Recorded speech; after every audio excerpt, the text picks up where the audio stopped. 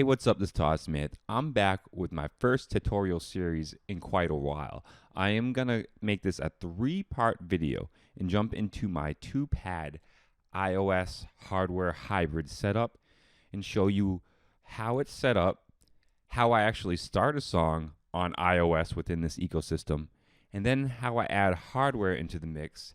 I've done a few smaller videos touching on some of these concepts in the past, but I've never made one full chain long kind of series fully explaining every aspect of what I do. This will go deeper into anything I ever covered before and kind of string it all together into one easy to watch series. As always, I need to thank anyone who's taking the time to watch this channel because there is plenty of people making tons of synthesizer content with a lot bigger names than me, and you could be watching them. The fact that you are taking the time to absorb my content, watch me, means a lot.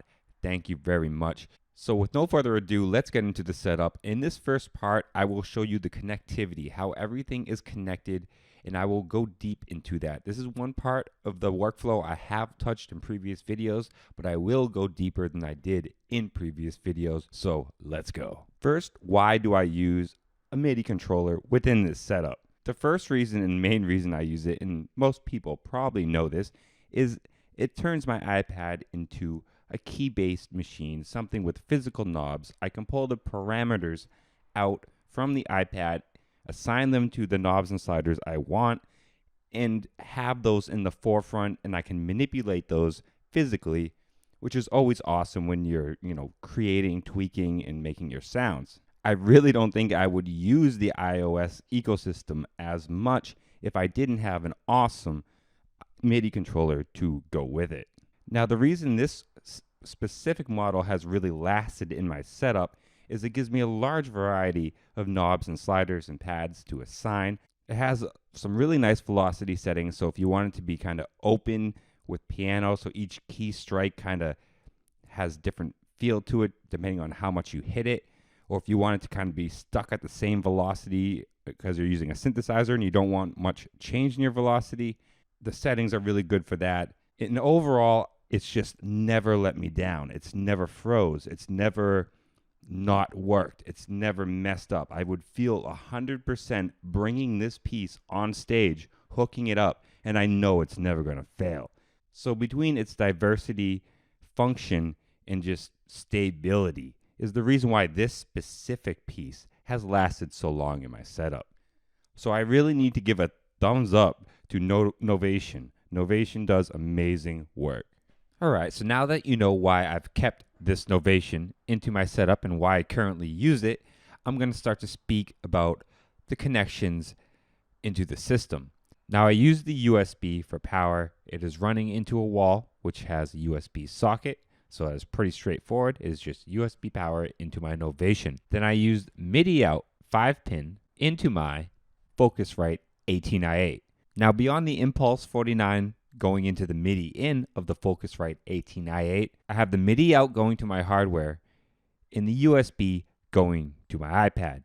I will explain both those methods starting with the iPad. Now my iPad has a USB dongle. This dongle is actually a 2-part dongle that allows power and USB to my iPad at the same time. The reason why I want power going to my iPad when making music is because it drains the battery really fast. I like to have longevity in my studio, so the power allows me to infinitely use my iPad in my studio and not worry about running out of batteries, which is awesome. Now you've got some cheaper options like this dongle, which does not have the extra power supply. But again, you are only gonna have the USB coming in, and you will be a slave to the battery in time in that sense. If you have this, it will work temporarily or long term if you don't want the power. Me, I love having the power going in for the reasons I explained before. As for the USB, this is coming directly from the Focusrite 18i8, and as you can see, I'm recording audio directly through the USB right now. The USB will send your audio and MIDI to the iPad. And as you can see, actually if I flip over to Core Gadget,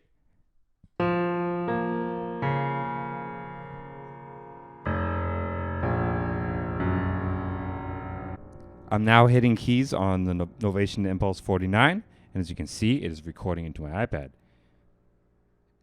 And I can actually have both the recording program and Chord Gadget going on the same pad at the same time. This is with an iPad Pro though, guys. I might not work as good with something that's not a Pro model. This is one of the benefits of the Pro.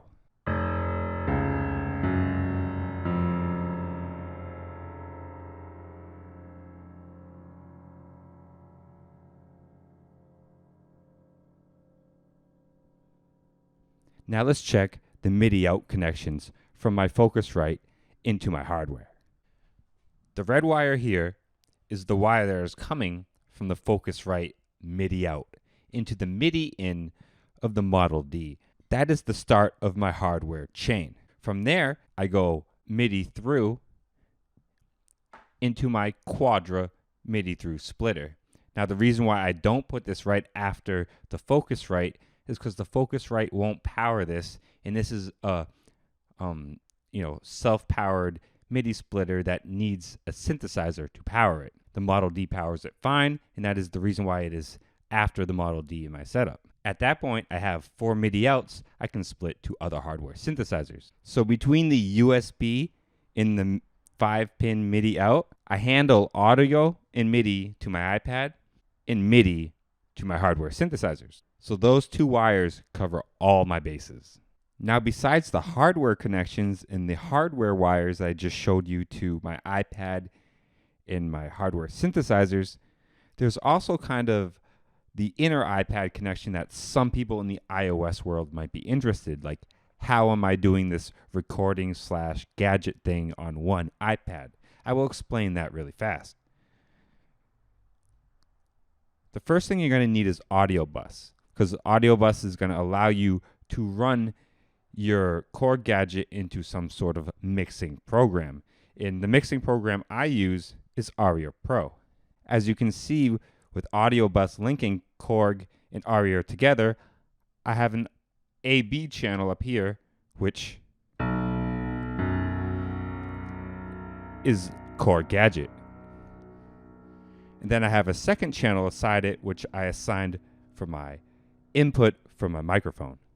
So with Audio Bus in Aria Pro, or any other mixing program that's kind of equivalent to it and can do the same things, you can bring Chord Gadget into a multi-tracking system and then add your inputs, your physical inputs from your Focusrite after.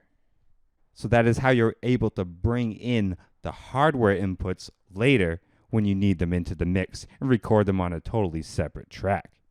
And as you can see, the physical hardware inputs into my iPad, which I can layer into the mix in Aria Pro. You can actually physically see the green light blinking now from the microphone input that I showed you recording that I added within this example.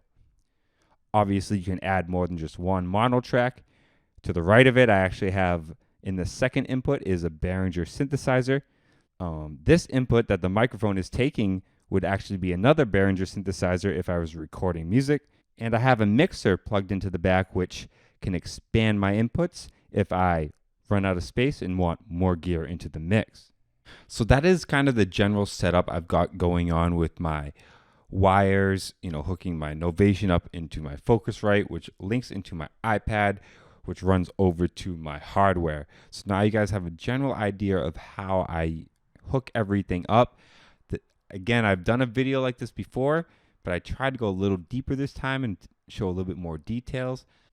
But the next video is where things will get really interesting. We're going to start analyzing my workflow within the iPad itself and how I start songs. And after we create something that's decent within the iPad, we're going to show how I start sending parts MIDI out to my hardware and mix hardware and record it all into one finished track.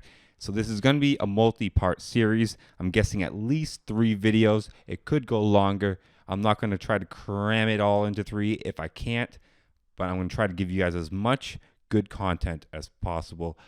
As always, I need to thank my Patreons. My Patreons are awesome.